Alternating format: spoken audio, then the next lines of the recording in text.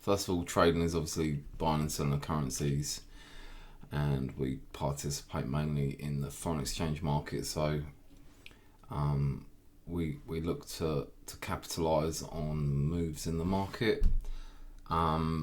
So we have to know a few basic things, and then we need to practice them and implement them to make ourselves have the better chance of succeeding in the market. It's very important to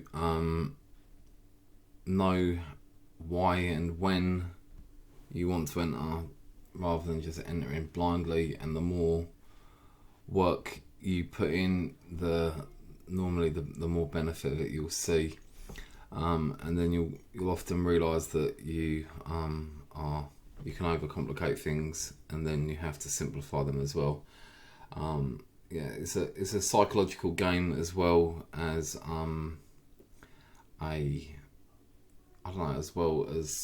psychological as well as like strategy and stuff like that. So there's all different aspects to it to deal with. So first of all, you have to do what works for you. One of the things that I'm currently working on myself is my own trade plan, which for too long I've just think I've got everything in my head, which I do have a lot of stuff in my head deep in here from studying so much over the last nearly 10 years. So having a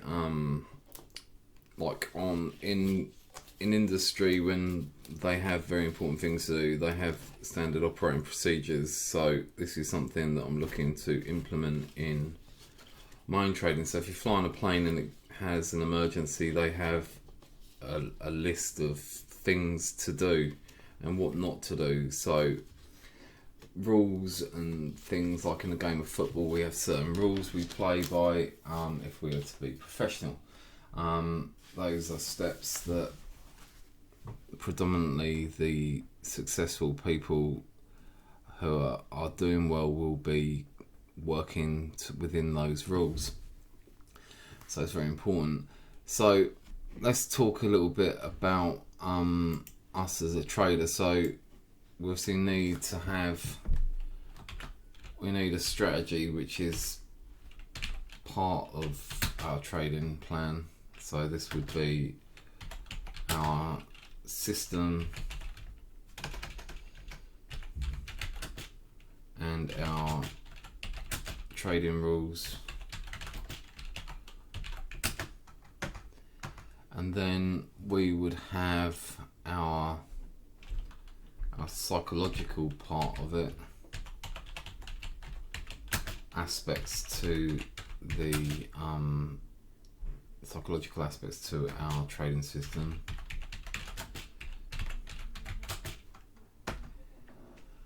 I want to speak broadly first about both of those aspects, because every trading system should incorporate some of the same things from my experience and my opinion. You don't have to agree with that, and you don't have to follow that if you don't wish, but that's something that I've been noticing. And then obviously money management is another part of that. Money stroke risk management. Let me just see if that's someone else trying to join. I've got a Discord. Don't think so.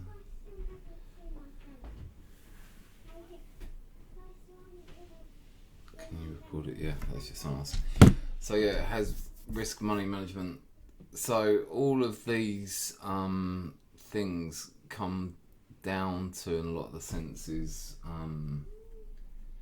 managing ourselves. And a lot of the time when we just are la-di-da about things, we just work off cuff, and we'll end up changing things randomly each day, without any continuity.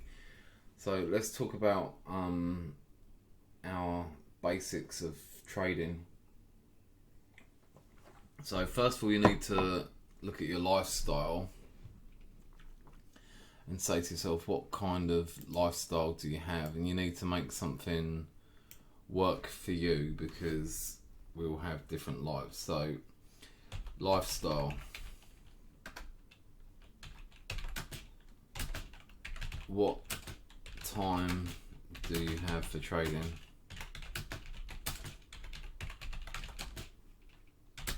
So that could mean, are you a scalper? If you have little time, or you want to sit the charts for a bit longer, or if you just want to sit down for an hour, you could scalp for an hour. Or you might be better off looking to the higher time frames to swing trade, and maybe trade the 4 hour and the daily charts, or swing trader. Then you would probably want to ask yourself, what time frames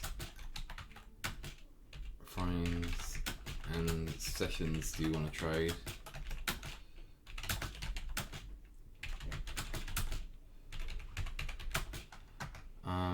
And then you can ask yourself, what time do you have to dedicate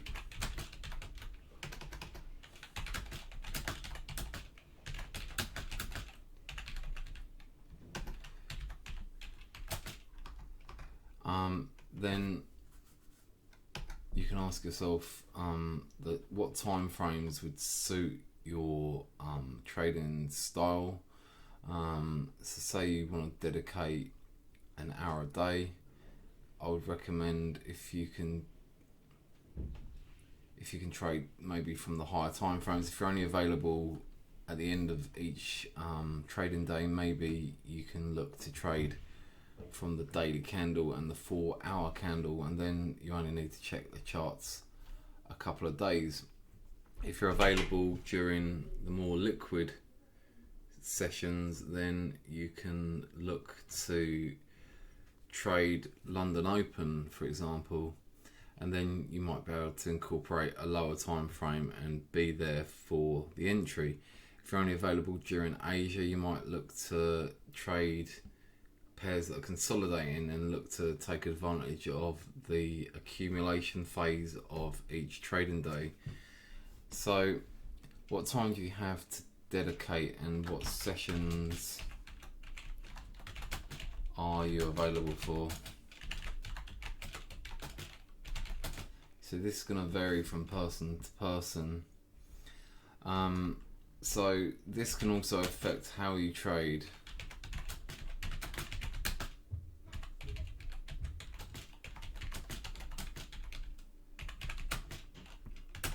So you may trade, if you are available in Asia, then you would look to probably trade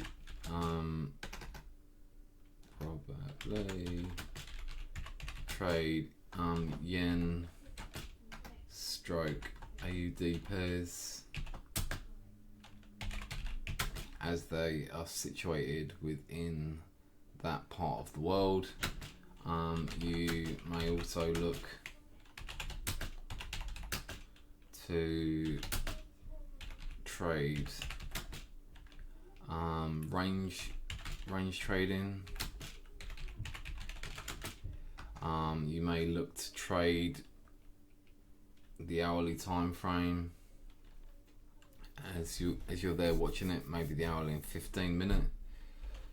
You may choose to trade H1, M15, etc.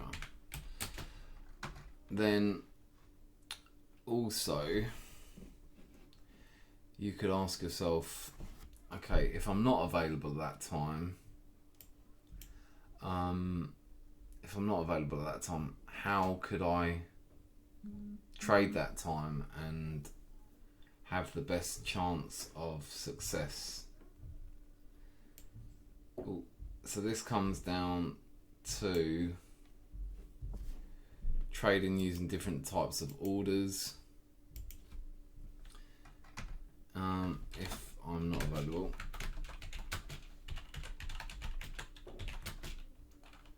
when the best opportunities are available.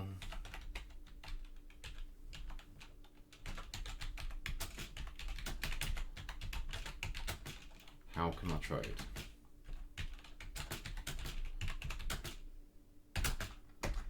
So this stuff that we're going through is quite boring, but it's also quite good for you to do it.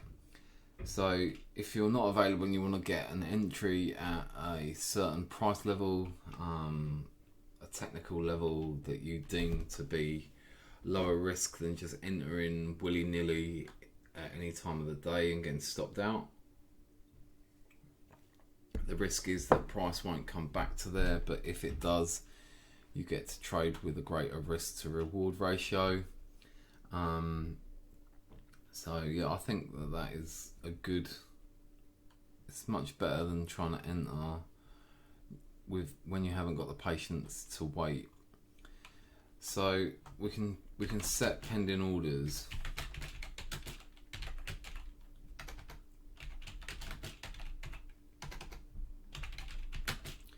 We can sit out and just play the higher time frames.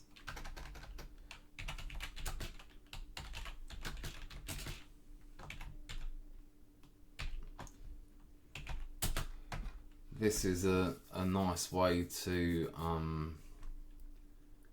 trade it, to be honest with you, is to set the pending orders when you have time. I built and used my own trade manager that I built, so that'll allow me to set pending orders, take partial closes during the trade automatically. It's set up on a server, moves my stop loss to break even, gives me statistics on my trading and stuff. So that is pretty useful if you're busy and don't have so much time to trade, and it also helps you deal with the psychological part of trading with risk management. So the other thing you need to know in your trading system is, what is it that I trade?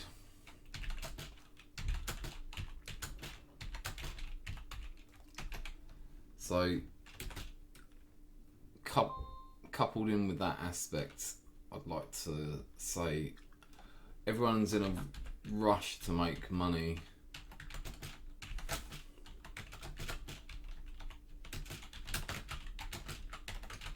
And then we put too much pressure on ourselves to try and trade everything, when we're better off to just look for one or two trades. So this comes down to managing yourself, and then managing your money, and then managing your control of sticking to the rules of your system. So for example, we could say, we already spoke about this partly with if in Asia, maybe I trade USD JPY.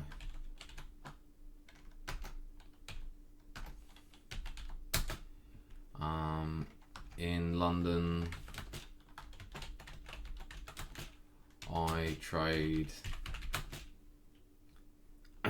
GBP USD, because those are all locationally based in that session, so they have a better chance of moving in the right kind of way. Then you'd know your time frames. We'll get onto time frames in a bit more detail as we look to build our strategy. You have to think about the duration of your trade, and also the direction of your trade, and how many trades you want, etc. So that will have an impact on the time frames that you use. Most people will trade intraday stroke swing. So for the purposes of our group, we look to use the framework usually of BTMM, smart money concepts to a point, using order blocks and the fair value gaps and structure. So we'll cover that a little bit today, maybe too. So time frames. So in every situation, before we go on a journey, let me just get that pass on.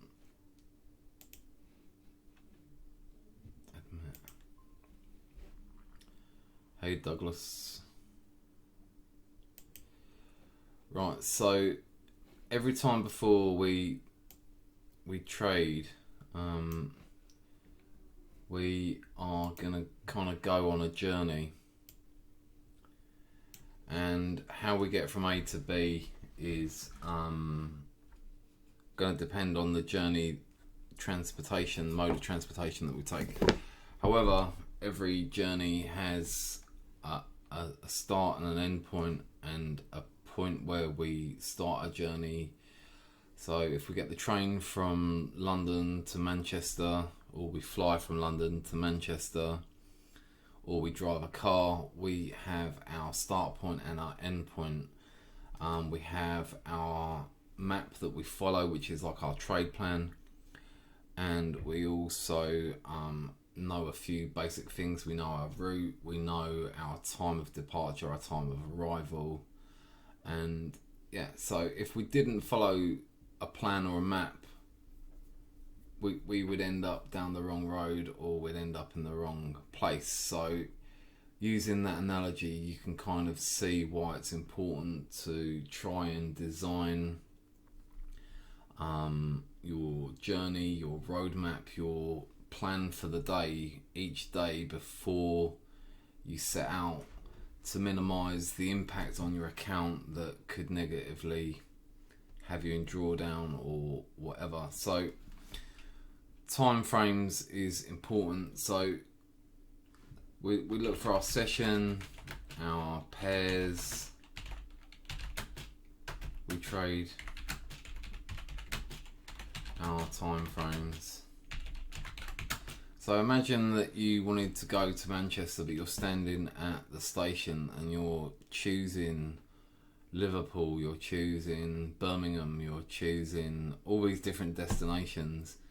You can only go to one at a time, can't you? So unless you've got other people going to the other, taking the other journey for you, then all need to be managed and set out in the correct way.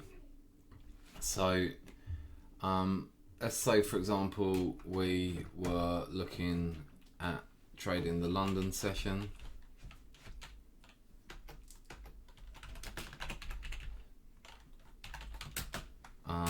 We decided that this is a time after the night time, after consolidation, that the market is likely to get some liquidity coming into it after the accumulation of Asia. So our London session, and we have chosen our destination. So our vehicle is the London session, our destination is the pound USD. Mummy said, Mummy keeps saying the same things over and over again. Okay, well listen It's to her. annoying. Go and listen to Mummy. Sorry No, about that's that. annoying. Yeah, it will be. My daughter. So our vehicle is going to be the pound US dollar, and we need to know also our risk and stuff like that. So our risk could be our ticket cost for the journey, or our cost of our fuel. So we need to know our risk management.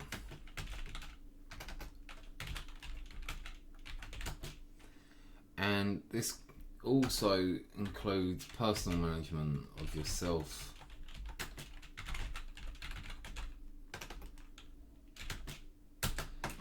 So the session and the pair is pretty much set. With the session, we could drill down a little bit further and say entry times. With the pair,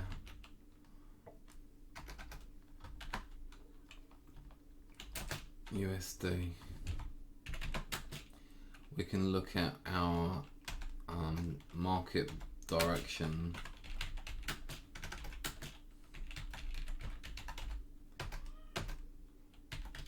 With our personal management, we look at how much of our account we're prepared to risk. So I personally use a spreadsheet that I sent it in the group.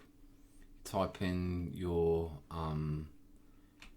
account balance, you type in your percentage you're going to risk, and it tells you the dollar amount, and you say how much you want to compound, which is your minimum risk to reward ratio, and then it will show you targets. So you can use that as a guide to know when to stop trading, and you can have set rules about how many trades you take per day, how much you risk per day, and stuff like that. So we need to know market direction, we need to know timing,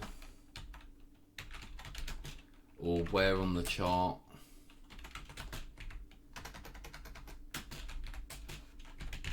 So imagine you're in a big train station and you need to know what platform you need to get the train from and what time. So let's say we're looking for a pullback, and that is to a low or an order block or a support or an EMA, whatever that place is, that is going to be our platform from where we jump on our train to ride to our destination, which will be our exit point. So every journey has a map, a platform. It all has the components. So before we once we've bought our ticket, which is our risk, we know the cost of the journey.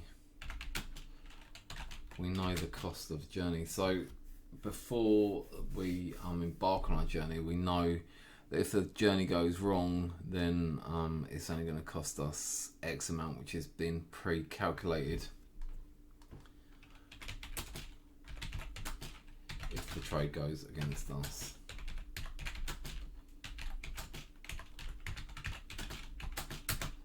So sometimes in our trading plan, we have to look at the things that we can control. So the market is out of our hands, how the market moves, because we don't have the liquidity to shift the market.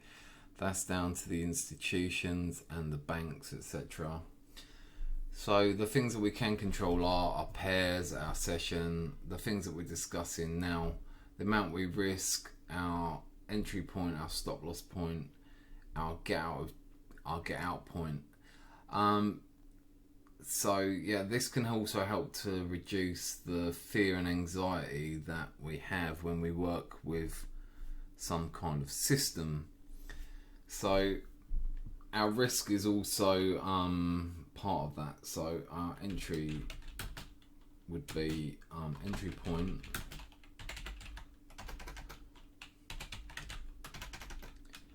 point, risk to reward, and then depending on our time frames, what would we be looking at to as a minimum risk to reward to make that trade worthwhile. So personally, I like to see trades with a minimum of 50 pips, and it's good to have a minimum risk reward of 1 to 2. So two times risk for our take profit.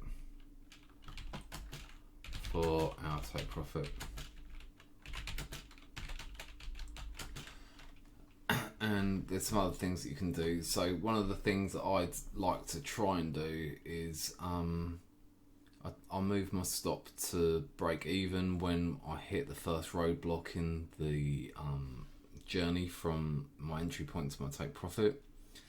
I'll also close part of my position, and then I'll leave a partial to run to my take profit if it gets there. And then talking of the other things that we can and can't control. So we can't control external factors such as, I don't know, let's say we're on a train journey and a tree falls down on the lines, or someone jumps on the line, there's a car at a level crossing. See, all these things can affect our trades, just as an unexpected news event, something like that, or the dealers just aren't playing ball with us that day, or maybe there's a fault in our trading system that we can learn from. So this also comes down to external factors outside of our control,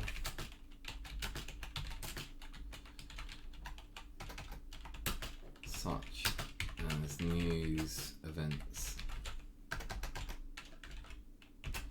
or disasters, that kind of thing. So it's always important to keep an eye on the trading calendar, keep a look on the red news on Forex Factory.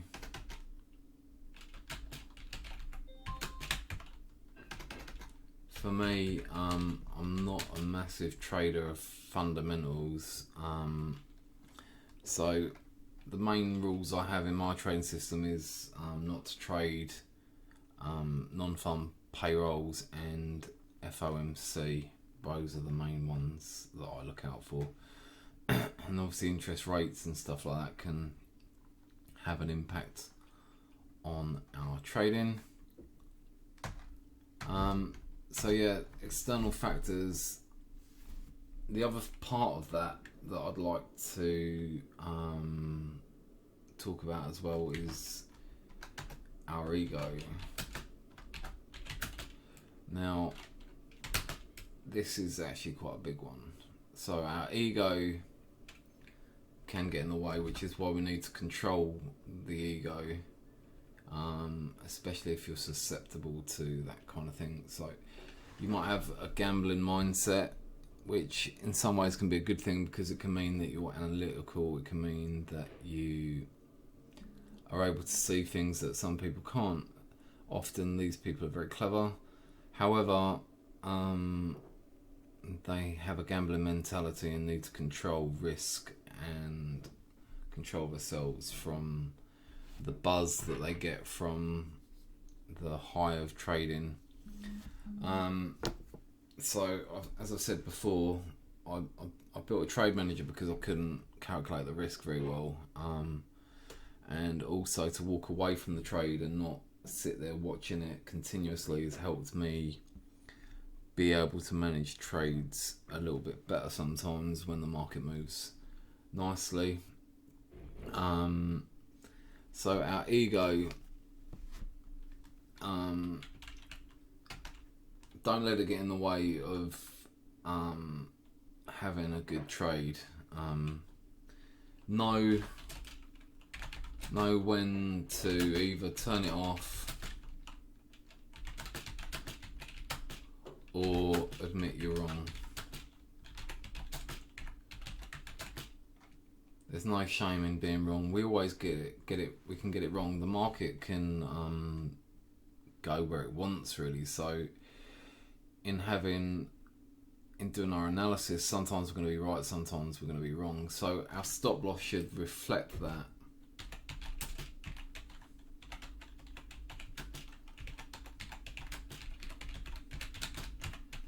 So where we place our stop loss is where we would exit the trade at that point where we knew that if it went to there, we were wrong. So it's an exit point where you know you've got it wrong.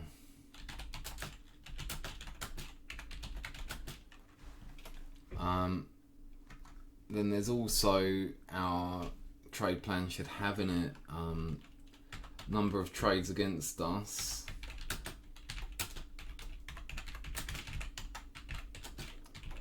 where we stop trading for the day.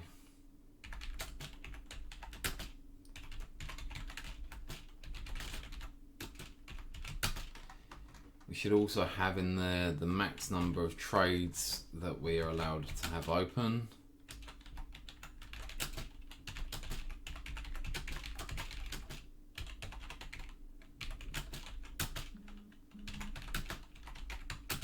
For example, I may want to trade two pairs. So say I wanted to trade pound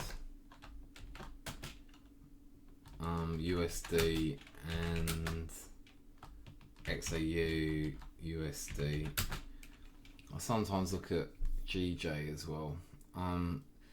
Say that those are the two pairs I'm looking at. I see two opportunities that I'd like to trade, and in my trade plan I say that I look to risk 2%. Whoops. I can't. 2% per day, for example. So what I would do then is obviously divide that by the number of trades, pairs that I'm looking to have. So that would be obviously 1% per trade.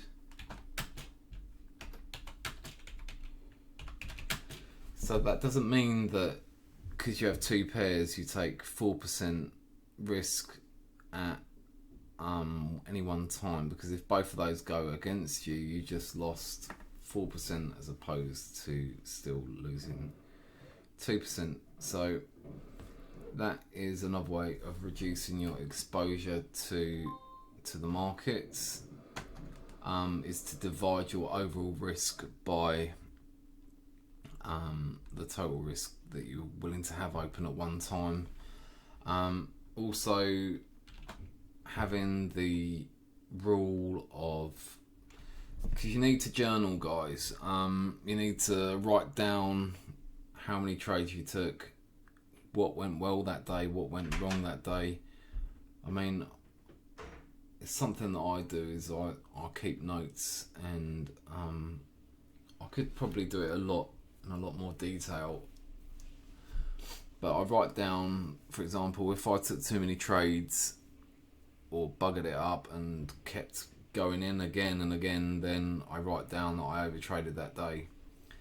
So that's why, say you have two trades go against you, maybe you'll say, right, I'm going to come back tomorrow, or I need to reevaluate my previous analysis as I'm clearly got it wrong. So yeah, that's what I'm saying. If you hold on to your ego and you keep smashing the buys or the sells and they're all going against you, all you're doing is damaging your trading account further. So it's very important to let that go.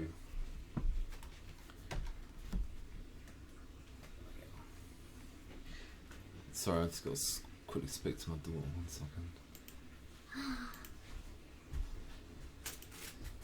Connie, I'll read it to you in half an hour. Alright, go on, go out. Let me get on with this. Sorry, guys.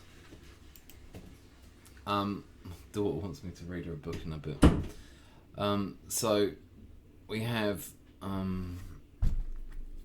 our egos that we have to let go of, and we have to find ways of identifying the weaknesses in our trade plan, and also building from those weaknesses. Don't see mistakes as a problem.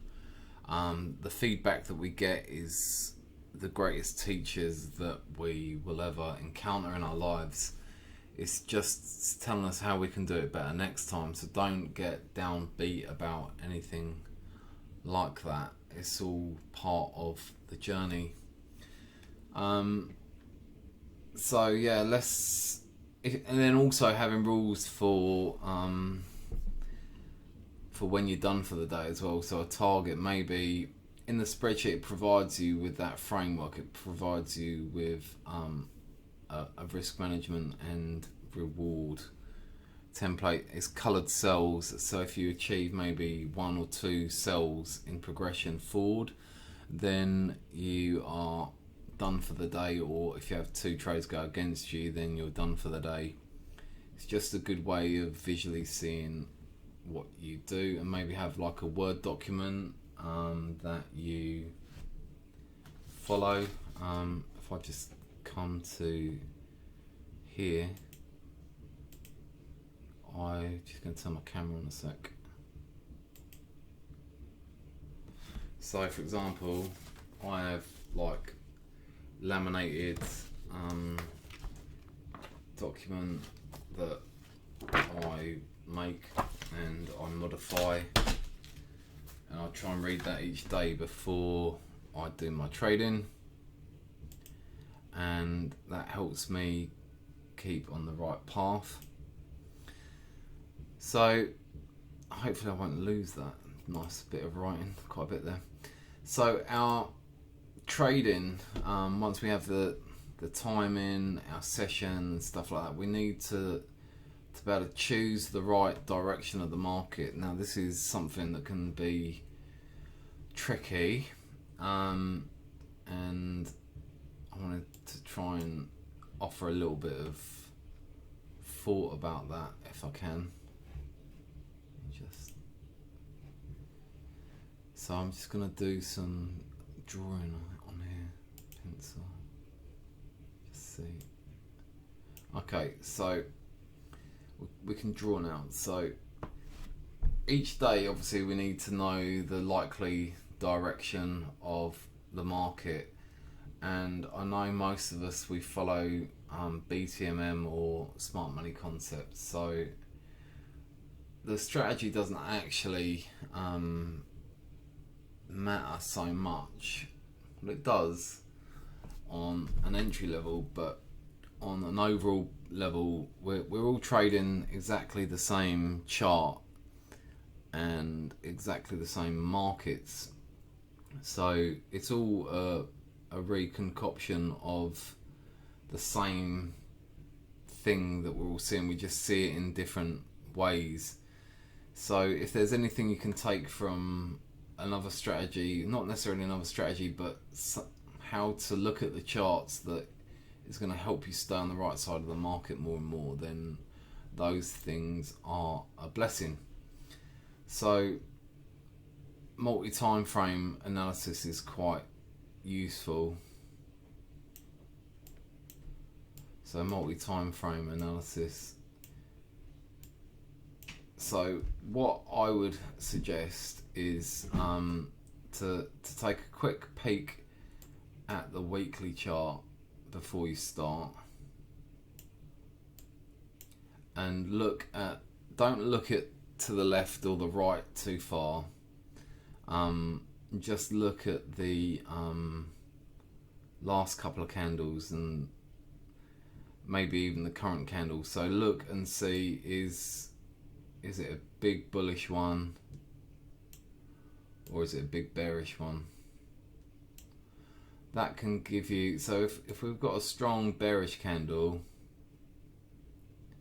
and it's Monday or Tuesday or whatever, we can probably say that it's more likely that the price is going to continue to go down. If we've got a strong bullish candle, then it's likely to keep going up. So that tells us, because remember that the strength in the market always comes from the higher time frame. So it's normally clearer in the higher time frame. On the lower time frames, you get more noise and more candles, so more ease for confusion. So if we start from the higher time frame and work our way down, we can build a bias and we can form a judgment for a trade. But what I don't want you to do is, if you're looking to just take 50 pips or 100 pips, you don't need to look 2, 3, 4 months back. All you need to concentrate on is, where is price now? Where are we right now? So the last couple of candles, and see if there's any clues there to what is about to happen. If you see some major resistance or support directly above you, some massive turning point, then you might want to note that down. Then I'd probably look at the daily, the D1.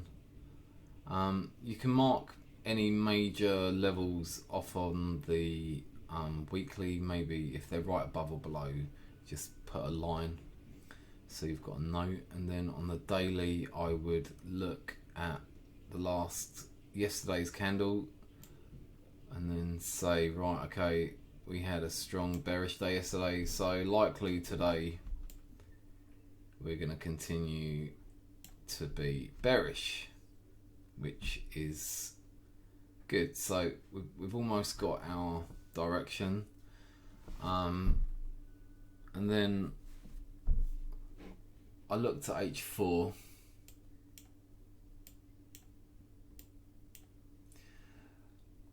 I think a lot of you guys can be screaming at our screen about BTMM, and I use H1 and M15 only.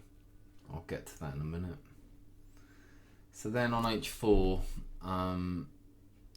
you can look at, so obviously there is 4, 8, 12, there's 6 times H4 in one 24-hour period. Each candle has a high, a body, a low. So we have open, high,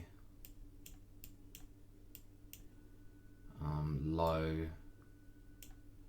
and the close. So we can see that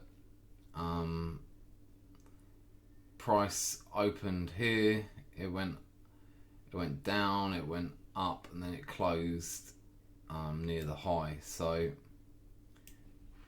that would tell us that that period was bullish, and there may be a nice strong area at the high, low, or open and close, depending on where price is at, that we could reference, because a lot of the time the reactions will come from one of these areas, the open, high, low, or close.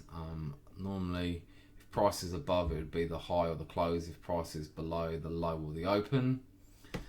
So those areas immediately around where price is, if price is say here, and we're expecting price to go up, the low and the open might be a point in the lower time frames that we look to enter on. So that is kind of where I'm coming to with the H1. So when we drop down to our H1, we now become more about our strategy, and we can apply our trading style more so. So hopefully our trade direction that we've established here will align with our H1 analysis. So in BTMM we generally trade intraday, and we trade the cycle, which is a structure based cycle, and has a pattern of MAA, WW, VVM.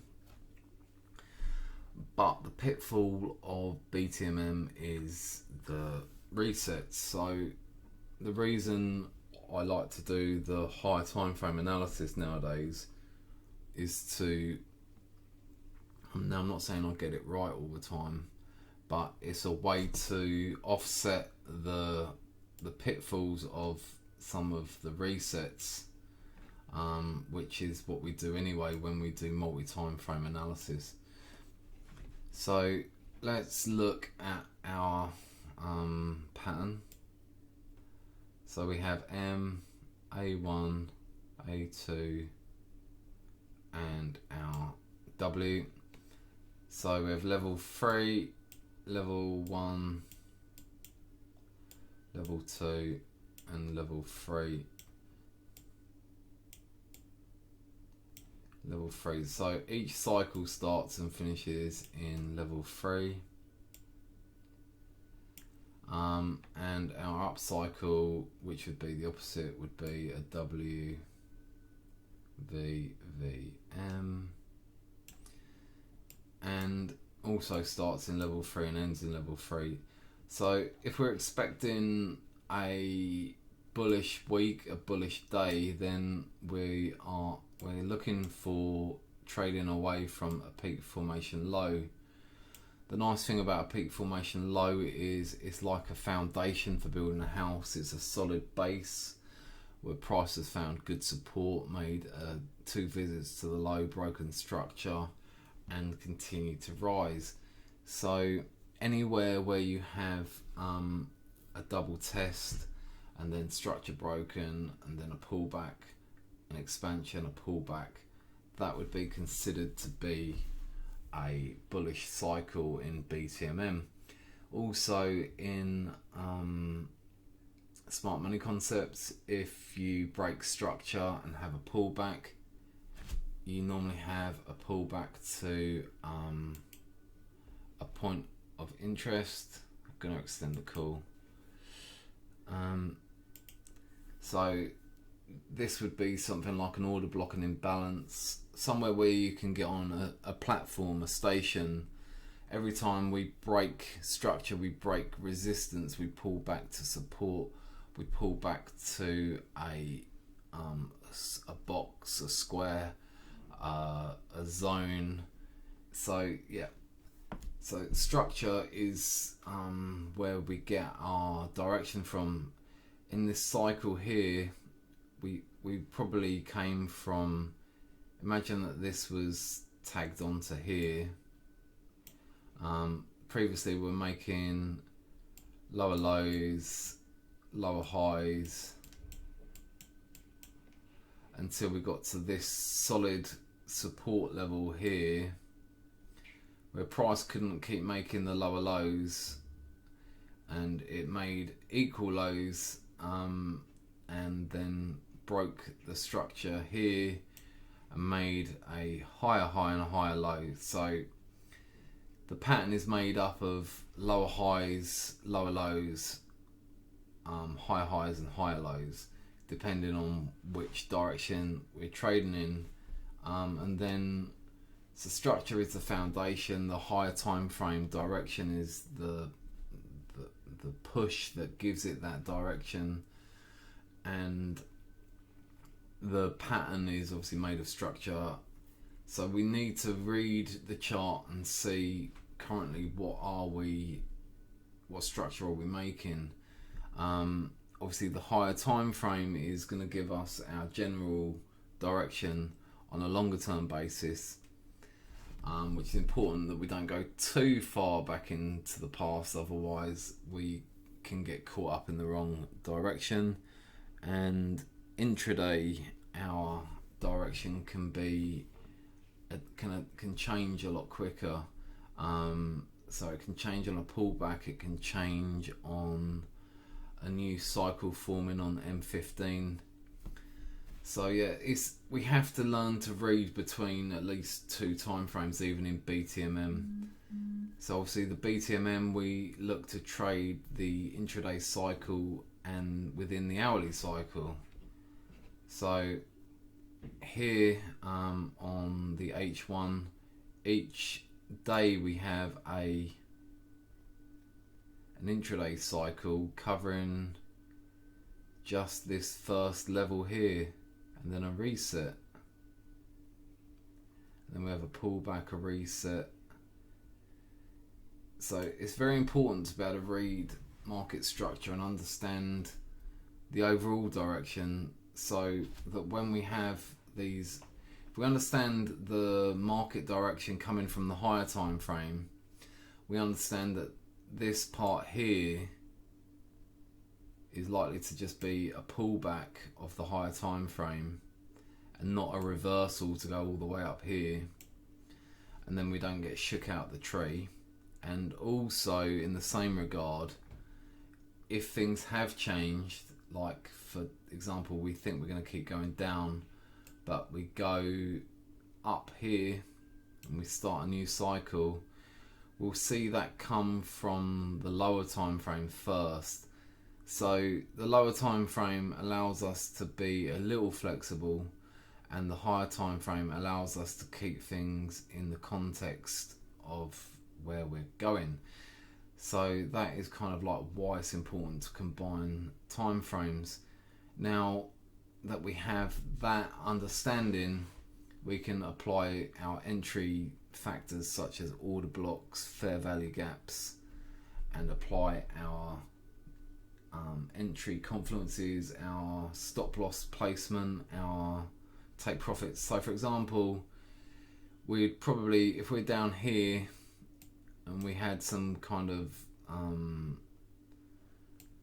resistance or support that became resistance above us, we could put our stop loss above there, and then when we pull back here we could take our entry with a confirmation candle and then look to the left for an area where to come out, which would probably coincide with the end of this run down to some support or something, and then we'd get out and enter again the next day to minimize drawdown, unless you're a swing trader. So yeah, entry confluence is going to depend on you. I'd recommend becoming a specialist in one or two setups only. So you could look to trade, I'm just being a bit conscious of time now, you could look to trade the London session with breakouts. So you could look to learn the London patterns, which are really good. So you may say I'm a type 1 London trader, so you'd get your direction of H1 and the higher time frames. You'd come to the chart at London Open, look at the Asian box, look for 200 EMA floating above, wait for price, if you're in peak formation high, to spike that, give you an M off of there, close beneath the 13 EMA, and then you trade your 3 pushes down. This may also, this pullback would also be the pullback of the higher time frame. A reset in the lower time frame would probably also have confluence with some kind of order block or some kind of resistance above. So yeah, those added levels of filters though can give you more confidence in your trade and help you stop entering in the wrong place or getting stopped out too early. If you're in peak formation low, you may find that you see the easiest way to trade is trade in the direction of the higher time frame, and then each day I feel that using Asia as a marker of somewhere to get in is a really good way. Like often the dealer you'll be in peak formation low and they'll spike the low of Asia, and then they'll come up and they'll give you like a W off of the 50 level and continue up.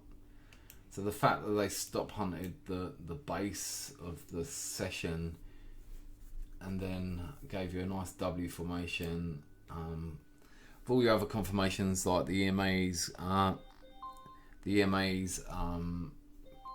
price action candle patterns like railroad tracks, shift candles, stuff like that, you can look to take an entry and have more confidence in it because you know where we're coming from in the higher time frame. And then if your stop loss gets taken out and price rolls over, you know that things are going against you. You know to get out, and that likely the higher time frame bias could be wrong, and we may have reset. So let go of that incorrect bias. Sorry about them alerts. Let go of the incorrect bias and adjust your trading, or come back tomorrow when things are a bit clearer, or move to another pair. Look to come out of the trade at an area where price is likely to get to. So reference slightly left on the chart and find a level.